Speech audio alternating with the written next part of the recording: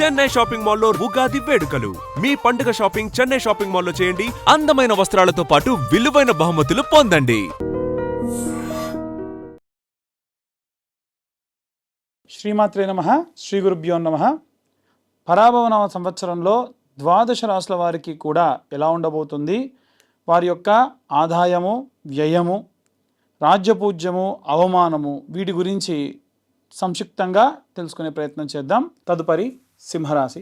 సింహరాశి వారికి సంబంధించి ఆదాయం 5, వ్యయం 5, రాజ్యపూజ్యం 7, అవమానం 7. మొత్తం మీద ఈ సంవత్సరం వీరికి ప్రతిష్టాత్మకమైనటువంటి సంవత్సరంగా ఉంటుంది. ఆర్థిక ఫలితాలు పెరుగుతాయి, ఆదాయంలో వృద్ధి పెరుగుతుంది, వ్యాపారంలో లాభాలు పెరుగుతాయి. ఏదైనా సరే వీరికి ప్రత్యామ్నాయ వ్యాపారాలు ఏమైనా ఉంటాయి, అంటే సైడ్ బిజినెస్ ఏదైనా ఉంటే కూడా అవి కూడా పెరిగే అవకాశం ఉంది. విలాసవంతమైన ఖర్చులు వీరికి అధికమైనటువంటి నష్టం చేకూరుస్తుంది. బ్రాండెడ్ వస్తువులు కొనుక్కోవాలని కానీ, అలాగే స్టేటస్కు తగ్గటువంటి ఖర్చులు పెట్టడం వల్ల ఇబ్బంది కలుగుతుంది. వీలైనంత వరకు ఆ పరంగా జాగ్రత్తగా ఉండండి. సేవింగ్స్ విషయానికి వస్తే కనుక చాలా అవసరం. ఎంత వీలైతే సేవింగ్స్ చేయండి.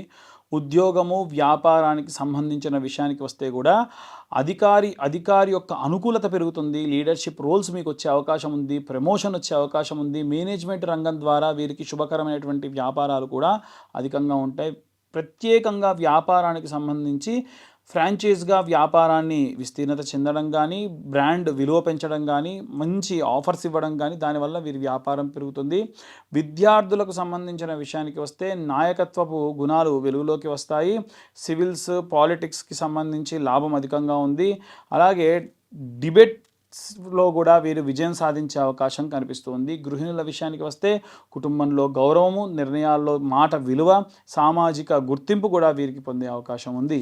చేతి వృత్తులు చేసుకునేటువంటి వారికి సంబంధించి విషయానికి వస్తే కనుక అధికారులతో పరిచయాలు ఏర్పడము, ప్రభుత్వ కాంట్రాక్టులు పెరగడము, నిర్మాణ రంగాలకు సంబంధించి వీరికి చాలా అనుకూలమైనటువంటి కాలంగా గోచరిస్తుంది. రాజకీయ నాయకులకు సంబంధించిన విషయానికి వస్తే ప్రజాదరణ పెరుగుతుంది. అలాగే సభలు, సమావేశాలు, మీడియా కవరేజ్ అన్నీ కూడా వీరికి చాలా యోగ్యంగా ఉంటుంది. విమర్శలు కూడా అలాగే పెరుగుతూ ఉంటాయి. కళారంగానికి సంబంధించిన వారు, ప్రధాన పాత్ర పోషించేటువంటి వాళ్ళు, సినిమా రంగంలో ఉన్న వాళ్ళు, హీరోస్, అలాగే స్టేజ్ ప్రదర్శనలు చేసి సినిమాల్లోకి వెళ్ళిన వాళ్ళు, యాంకరింగ్ చేసేవాళ్ళు, డైరెక్షన్ డిపార్ట్మెంట్లో ఉన్న వాళ్ళందరికీ కూడా యోగ్యమైనటువంటి కాలం. ప్రధాన పాత్రలు వీరికి విశేషంగా యోగ్యంగా ఉంటుంది. వివాహ సంబంధిత విషయాలకు వస్తే కనుక వివాహ యోగ్యం బలంగా ఉంటుంది. ఆలస్యంగా వివాహాలు జరిగే అవకాశం కూడా పెరుగుతుంది. ప్రేమ వివాహం సాధ్యం. అలాగే వివాహితులకైతే కనుక ఈగోలు తగ్గించుకోవడం వల్ల విశేషంగా ముందుకు వెళ్ళే అవకాశం ఉంది. సంతాన సంబంధితమైనటువంటి విషయానికి వస్తే పిల్లలలో నాయకత్వపు లక్షణాలు పెరుగుతాయి. స్పోర్ట్స్, డ్యాన్స్ రాణిస్తారు. పోటీ పరీక్షల్లో విజయం సాధిస్తారు. ఆరోగ్యానికి విషయానికి వస్తే కనుక గుండె సంబంధితమైనటువంటి సమస్యలు కానీ, బీపీ కానీ, అధికమైనటువంటి ఉష్ణం పెంచేటువంటివి కానీ, అలసట పెరగడం కానీ, ఎక్కువగా వేయించిన పదార్థాలు స్వీకరించడం కానీ, ఆయిల్ ఫుడ్స్ తినడం కానీ అంత మంచిది కాదు. సింహరాశి వారికి సంబంధించి ప్రత్యేకంగా గోచారానికి సంబంధించిన విషయానికి వస్తే చాలా శుభకరంగా ఉంది. గురు గోచారంలో ఉన్నత విద్య, ప్రమోషను, విదేశీ యోగము, గౌరవం పెరుగుతుంది.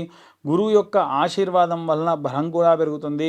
శని గోచారం ప్రకారంగా కుటుంబ బాధ్యతలు కూడా పెరుగుతాయి. ఇంటి బాధ్యతలు కూడా పెరుగుతాయి. ఆర్థికమైనటువంటి ప్లానింగ్, పెద్దల సేవ లాభం చేకూరుస్తుంది. పరిపక్వత కూడా పెరుగుతుంది. మెచ్యూర్డ్గా మాట్లాడడం అలవాటు చేసుకుంటారు. జీవితంలో స్థిరాస్తిత్వం కూడా పెరుగుతుంది. రాహు గోచారం ప్రకారంగా విదేశాలకు వెళ్ళడం కానీ, విదేశాల్లో ప్రయాణాలు కానీ, అక్కడి వాళ్ళతో పరిచయాలు కానీ, అక్కడి వాళ్ళతో బిజినెస్లు చేయడం కానీ, కొత్త అవకాశాలు చేజిక్కించుకోవడం కూడా చేస్తారు. కానీ అంతే జాగ్రత్తగా కూడా ఉండాలి. రాజకీయ విమర్శలు కూడా ఎక్కువగా పెరిగే అవకాశం ఉంది. సోషల్ మీడియాలో వీరిపై ట్రోల్స్ కూడా ఈ యొక్క గోచారం వల్ల జరిగే అవకాశం ఉంది. కేతు గోచారం ప్రకారంగా ఆధ్యాత్మికమైనటువంటి మలుపు, అంతర్ముఖత, అలాగే పాత స్నేహితులు దూరం అవ్వడము పెరిగే అవకాశం కూడా ఉంది. అలాగే సూర్య ప్రభావం కారణం చేత అత్యంత కీలకమైనటువంటి నిర్ణయాలు తీసుకొని మంచి శుభం సాధిస్తారు. అధికారం పెరుగుతుంది, పేరు పెరుగుతుంది, నాయకత్వ లక్షణాలు పెరుగుతాయి. అహంకారం వల్ల, ఒంటరితనం వల్ల నష్టం కూడా అయ్యే అవకాశం ఉంది. చాలా జాగ్రత్తగా ఉండాలి. మార్చి నుండి జూలై ప్రాంతం వరకు కూడా ప్లానింగ్, కెరీర్ మీద ఫోకస్ వీరికి లాభం చేకూరుస్తుంది. అలాగే సెప్టెంబర్ నుంచి చూసుకుంటే వీరికి వివాహానికి సంబంధించి అంటే ఆగస్టు సెప్టెంబర్ ప్రాంతం నుంచి వైవాహిక జీవితానికి వివాహానికి సంబంధించి యోగ్యంగా ఉంటుంది. అలాగే సంవత్సరం ఆఖరిలో అంటే డిసెంబర్ ప్రాంతం వరకు చూసుకుంటే ప్రజాదరణ బాగా పబ్లిక్లో వీరిని గుర్తించడం పెరుగుతూ ఉంటుంది. తర్వాత జనవరి ప్రాంతం నుంచి కాస్త ఆరోగ్యం జాగ్రత్తగా చూసుకోవాలి, కుటుంబ బాధ్యతలు కూడా పెరిగే అవకాశం ఉంది. సింహరాశి వారికి సంబంధించి ఆచరించవలసినటువంటి ఏవైనా శాంతులు హోమాలు ఏమైనా ఉన్నాయంటే సూర్యనారాయణ స్వామి యొక్క ఆరాధన, ఆదిత్య హృదయము, అలాగే అరుణ పారాయణం చేయించడం మంచిది. శ్రీ రామచంద్రమూర్తి యొక్క దర్శనము ప్రతి వారము చేయడం మంచిది. దత్తాత్రేయ స్వామికి సంబంధించి గానగాపూర్ దర్శనం కూడా మంచిది. ఆదివారం ఆదిత్య హృదయము, సూర్య నమస్కారాలు, నవగ్రహ శాంతి హోమాలు చాలా మంచిది. దానాలు చేయాల్సినటువంటి వాటికి సంబంధించిన విషయానికి వస్తే గోధుమలు కానీ, ఎరుపు రంగు పుష్పములతో కూడి ఏదైనా బెల్లాన్ని కానీ దానం ఇవ్వడము, కాషాయ వస్త్రాలు బ్రాహ్మణులకి దానం ఇవ్వడము, శుభవర్ణాలు విషయానికి వస్తే కనుక వీరికి ఏ రంగు అనుకూలంగా ఉంటుందంటే కాషాయము, నారింజ, గోల్డ్ షేడెడ్ విషయాలు చాలా బాగుంటుంది. రత్నధారణ విషయానికి వస్తే జ్యోతిష్యుల యొక్క సలహా మేరకు సూర్యుడు కనుక మీ జాతకంలో అనుకూలంగా ఉంటే లేదా ఇబ్బందిగా ఏమైనా ఉంటే కూడా రూబీ ధరించడం మంచిది. నివారించాల్సినటువంటివి ఏమిటి అనంటే ఆదివారం నాడు గట్టిగా మాట్లాడడము, ఎవరినన్నా సరే తిట్టడం మంచిది కాదు, పెద్దలని అవమానించడము, వేడి పదార్థాలు అధికంగా స్వీకరించడం మంచిది కాదు. సింహరాశి వారికి సంబంధించి ఈ సంవత్సరంలో పేరు ప్రతిష్టలు పెరగడము, గురు అనుకూలమైనటువంటి బలం పెరగడము, శని వల్ల బాధ్యతలు పెరగడము, కాస్త అహంకారపూరితమైనటువంటి వాటి విషయాల్లో జాగ్రత్త వహిస్తే మహావిజయం సాధించి నాయకత్వంగా ఉండేటువంటి సంవత్సరంగా గోచరిస్తూ ఉంది. ఓవరాల్గా చూసుకుంటే ఈ యొక్క సింహరాశి వారికి సంబంధించి చాలా అద్భుతంగా ఉంది అని చెప్పొచ్చు. ఇక ఇవన్నీ కూడా గోచార రీత్యా చెప్పేటువంటి విషయంలో మాత్రమే. డీటెయిల్డ్గా జాతకం కావాలనుకుంటే మీ పేరు, మీ date of birth, time, place కింద ఉన్న నెంబర్కి వాట్సాప్ చేయండి. డీటెయిల్డ్గా జాతకం 60-70 పేజీల్లో మీకు అందించడం జరుగుతుంది. ఇక ప్రత్యేకంగా ఉగాది రోజున మీరు ఎటువంటి నియమ నిబంధనలు పాటించాలి, ఎలాంటి జాగ్రత్తలు తీసుకోవాలి, అలాగే అసలు ఉగాది మనం ఎందుకు జరుపుకుంటాం అనేటువంటి విషయాన్ని ఇప్పుడు మనం తెలుసుకుందాం. ఉగాది అంటే యుగమునకు ఆది.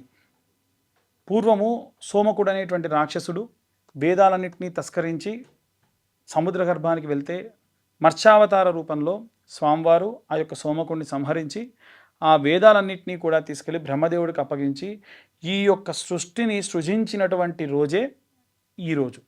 కాబట్టే యుగమునకు ఆది ఉగాది అంటారు. అంటే మనందరం కూడా పుట్టింది, మన మూలాలు పుట్టింది ఈరోజే. కాబట్టి మనందరి పుట్టినరోజు ఈరోజు.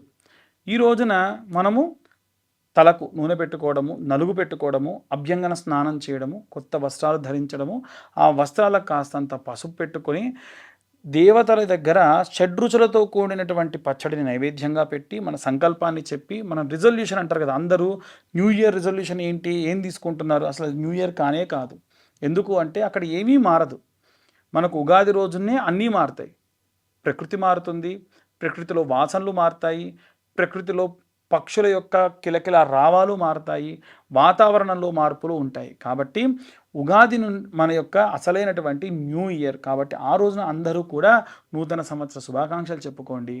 ఇదంతా అయిన తర్వాతకి రాజదర్శనం చేయాలి. రాజు అంటే దేవుడే రాజు యొక్క రూపంలో ఉంటాడు అంటారు. ఇప్పుడు మనకు రాజులు దేవత రూపంలో లేరు కాబట్టి విశేషంగా శివకేశవుల యొక్క దర్శనం, అంటే దేవాలయానికి వెళ్ళి శివుడిని విష్ణువుని దర్శించుకోవడం మంచిది.